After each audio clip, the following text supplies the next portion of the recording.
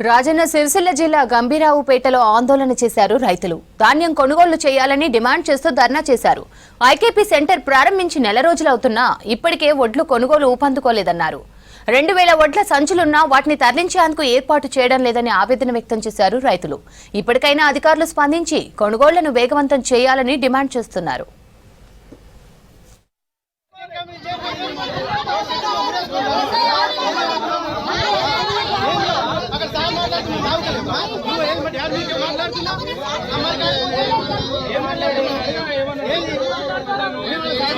IKP సెంటర్లు చాలా అయినాయి. ఇప్పటి వరకు పట్టించుకొని అధికారులు, కలెక్టర్ గారు మరియు తహసీల్దార్ గారు ఇదివరకు పట్టించుకోవడం లేదు. ఇక్కడ ఎలాంటి ట్రాన్స్పోర్ట్ అనేది జరగడం లేదు. గత వారం 10 రోజుల నుంచి దగ్గర 2000 బ్యాగులు ఉన్నాయి. ఇక్కడ నుంచి ఎలాంటి ట్రాన్స్పోర్ట్ జరగడం లేదన్న కొనే కాంట పెట్టిరు. నాతో పాటు ఇంకా ఇద్దరి రైతులు 200 సంచి పెట్టి 900 బ్యాగు సంచి ఇక్కడ ఉన్నది. ఆ 900 బ్యాగు సంచికి బాధ్యత వహించేది ఎవరు? అది వెయిట్ లాస్ అయితే ఎవరు భరించాలి? నా ఒక్కరికి కడుపు నొప్పికి ఇంతగానం ఉంటే మిగతా రైతులు ఎట్లా?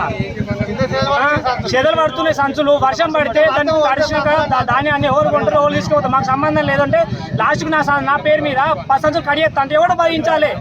10 సంచులు అంటే 5 క్వింటాల రూపాయలు, 5 క్వింటాలు అంటే 20,000 రూపాయలు అయితే మాకు ఆ రోడ్డు బట్టి భరించాలి.